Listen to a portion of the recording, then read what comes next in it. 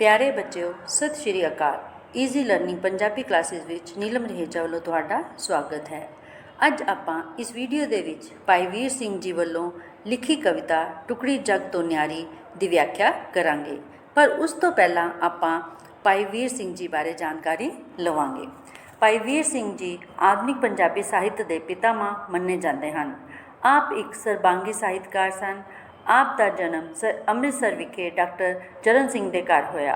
आपने 10वीं की प्रीख्या पास करन उपरंत का मतलब बाद किसी कॉलेज में पढ़ाई करन दी थां स्वै अध्ययन मतलब अपने आप ही पढ़ाई की, किसी कॉलेज दे विच एडमिशन ना लिता। उस राही ही भारतीय और विदेशी साहित्य पढ़िया। भाई वीर सिंह तो पहला कविता रिवायती छंद विच ही लिखी जाती सी। भाई वीर सिंह ने छोटियां कवितावां वख-वख तोल तुकांत और छंदा विच लिख के पंजाबी कविता विच एक नवा निखार लियांदा, पर फिर भी उन्हां दे प्रगटाव विच नवीनता है। आप दी कविता विच प्रकृति चित्रण, देश प्यार का जज्बा, वलवले और संगीत का प्रगटाव आदि विशेष गुण हैं। इस तरह आपने पंजाबी कविता नूं विषय अते रूप दोहां पक्षां तो ही आधुनिक लीहां उत्ते तोरिया। हथले काव्य संग्रह विच आप दी कविता टुकड़ी जग तो न्यारी शामिल की गई है। इस कविता विच भाई वीर सिंह जी ने कश्मीर की जगत प्रसिद्धि नवेकली मतलब अलग तरीके की सुंदरता का वर्णन किया है। हुण असी टुकड़ी जग तो न्यारी कविता की व्याख्या करांगे। अर्शां दे विच कुदरत देवी सानू नजरी आई, हुसन मंडल विच खड़ी खेड़दी खुशियां शहबर लाई। इस विच भाई साहब लिखते हैं कि मैनू आसमानां विच कुदरत की देवी दिखाई दिती। वह आकाश दे हुसन मंडल विच खेड रही सी ते उसने खुशियां दी वर्खा लाई हुई सी। दौड़ी ने एक मुठ भर लिती, इस विच की आया। उसने दौड़ के हुसन मंडल विचों एक मुठ भर लिती। इस मुठ विच की सी? पर्बत टिब्बे अते करेवे विच मैदान सुहाया। यानी कि इस मुठ दे विच पर्बत टिब्बे करेवे सोहने मैदान, चश्मे नाले नदियां झीलां निक्के जिवें समंदर। चश्मे नाले नदियां निक्के समुद्रां वर्गियां झीलां, ठंडियां छावां मिठियां हवावां बन बागां जिहे सुंदर। ठंडियां छावां मिठियां हवावां बागां वर्गे सोहने। अगे आ गया बर्फां मींह धुप्पां ते बदल रुत्तां मेवे प्यारे।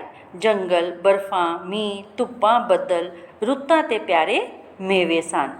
अर्शी नाल नज़ारे आए उस मुट्ठी विच सारे।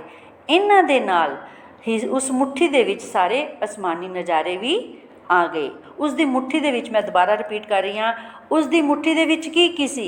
इस दे विच पर्बत टिब्बे करेवे सोहने मैदान, चश्मे नाले नदियां निक्के समुद्रां वर्गियां झीलां, ठंडियां छावां मिठियां हवावां बागां वर्गे सोहने जंगल, बर्फां मींह धुप्प बदल रुत्तां ते प्यारे मेवे सन। इन्हां दे नाल ही उस मुट्ठी विच सारे आसमानी नज़ारे भी आए।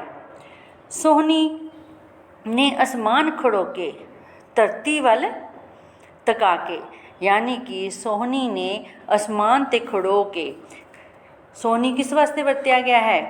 कुदरत दे लई उसनूं मुटियार कहा गया है। सोहनी मुटियार बनी कुदरत ने आसमान विच खड़ी हो के धरती वाल तकिया। यह मुट्ठी खुली ते सुटिया सब कुछ हेठ तका के। उसने हेठां वाल देख के वो मुठ खोली, यानी कि अपनी मुट्ठी खोली, जिस विच उसने हुसन मंडल विचों कुदरती नज़ारे भरे सन। जिस थावे धरती ते आके यह मुठ डिग्गी सारी, उस थां कश्मीर बन गया टुकड़ी जग तो न्यारी। इस तरह उसने सब कुछ की कर दिता? हेठां सुट दिता। धरती उत्ते जिस थावे धरती ते आके ये मुठ डिग्गी सी सारी, धरती उत्ते जिस थां आके ये सारी मुट्ठी डिग्गी, उस थां कश्मीर बन गया टुकड़ी जग तो न्यारी। उत्थे कश्मीर बन गया जो कि पर्वतां टिब्बियां करेवियां मैदानां चश्मियां नदियां ਝੀਲਾਂ, ਠੰਡੀਆਂ ਹਵਾਵਾਂ, ਮੇਵਿਆਂ, ਬਾਗਾਂ, ਬਰਫਾਂ, ਧੁੱਪਾਂ ਦੇ ਬੱਦਲਾਂ ਨਾਲ ਭਰਪੂਰ ਜੱਗ ਵਿੱਚ ਸਭ ਤੋਂ ਨਿਆਰੀ ਧਰਤੀ ਦੀ ਇੱਕ ਟੁਕੜੀ ਹੈ। ਅੱਗੇ ਦੇਖੋ, ਹੈ ਧਰਤੀ ਪਰ ਛੋ ਅਸਮਾਨੀ, ਸੁੰਦਰਤਾ ਵਿੱਚ ਲਿਸ਼ਕੇ, ਧਰਤੀ ਦੇ ਰਸ ਸਵਾਦ ਨਜ਼ਾਰੇ, ਰਮਜ ਅਰਸ਼ ਦੀ ਚਮਕੇ।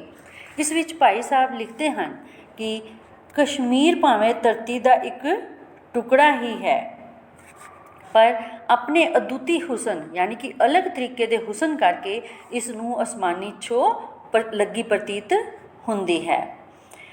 ਇਸ ਵਿੱਚ ਅਰਸ਼ਾਂ ਦੀ ਸੁੰਦਰਤਾ ਲਿਸ਼ਕਦੀ ਹੈ, ਸੁੰਦਰਤਾ ਵਿੱਚ ਲਿਸ਼ਕੇ, ਹੈ ਧਰਤੀ ਪਰ ਛੂ ਅਸਮਾਨੀ, ਸੁੰਦਰਤਾ ਵਿੱਚ ਲਿਸ਼ਕੇ, ਯਾਨੀ ਕਿ ਇਹ ਆਪਣੇ ਅਦੁੱਤੀ ਹੁਸਨ ਕਰਕੇ ਇਸ ਨੂੰ ਅਸਮਾਨੀ ਛੋਹ ਲੱਗੀ ਪ੍ਰਤੀਤ ਹੁੰਦੀ ਹੈ।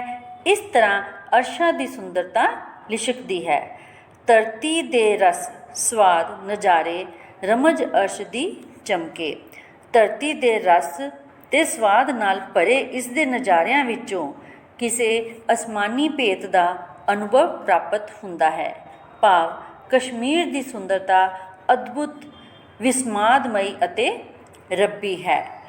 ਟੁਕੜੀ ਜਗ ਤੋਂ ਨਿਆਰੀ ਕਵਿਤਾ ਦੇ ਕਵੀ ਦਾ ਨਾਂ ਦੱਸੋ। ਇਸ ਦਾ ਉੱਤਰ ਆਵੇਗਾ, ਟੁਕੜੀ ਜਗ ਤੋਂ ਨਿਆਰੀ ਕਵਿਤਾ ਦੇ ਕਵੀ ਦਾ ਨਾਂ ਭਾਈ ਵੀਰ ਸਿੰਘ ਜੀ ਹੈ। ਤੁਹਾਡੀ ਪਾਠ ਪੁਸਤਕ ਵਿੱਚ ਸ਼ਾਮਲ ਭਾਈ ਵੀਰ ਸਿੰਘ ਦੀ ਕਵਿਤਾ ਦਾ ਨਾਂ ਲਿਖੋ। ਸਾਡੀ ਪਾਠ ਪੁਸਤਕ ਵਿੱਚ ਸ਼ਾਮਲ ਭਾਈ ਵੀਰ ਸਿੰਘ ਦੀ ਕਵਿਤਾ ਦਾ ਨਾਂ ਹੈ ਟੁਕੜੀ ਜਗ ਤੋਂ ਨਿਆਰੀ। ਇਸ ਕਵਿਤਾ ਵਿੱਚ ਖੁਸ਼ੀਆਂ ਨੇ ਕਿਸ ਨੂੰ ਸ਼ੈਬਰ ਲਾਈ ਹੈ? ਇਹ ਆਏਗਾ ਕਸ਼ਮੀਰ। ਇਸ ਵਿੱਚ ਚਸ਼ਮੇ, ਨਾਲੇ, ਨਦੀਆਂ ਅਤੇ ਸਮੁੰਦਰ ਕਿਸ ਤਰ੍ਹਾਂ ਜਾਪ ਰਹੇ ਹਨ?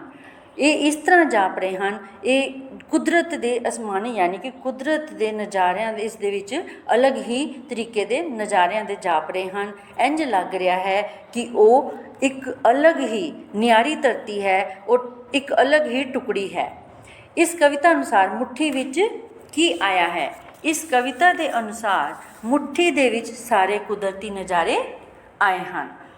ਉਸ ਥਾਂ ਕਸ਼ਮੀਰ ਬਣ ਗਿਆ, ਯਾਨੀ ਕਿ ਉਸ ਥਾਂ ਕਸ਼ਮੀਰ ਬਣ ਗਿਆ। ਇਸ ਨੂੰ ਪੂਰਾ ਕਰਨਾ ਹੈ, ਸਤਰਾਂ ਨੂੰ ਯਾਨੀ ਕਿ ਲਾਈਨ ਨੂੰ ਪੂਰਾ ਕਰਨਾ ਹੈ। ਇਸ ਦਾ ਆਏਗਾ ਉਸ ਥਾਂ ਕਸ਼ਮੀਰ ਬਣ ਗਿਆ, ਟੁਕੜੀ ਜਗ ਤੋਂ ਨਿਆਰੀ। ਇਸ ਕਵਿਤਾ ਦੇ ਬਾਕੀ ਦੇ ਪ੍ਰਸ਼ਨ ਆਪਾਂ ਅਗਲੀ ਵੀਡੀਓ ਦੇ ਵਿੱਚ ਕਰਾਂਗੇ।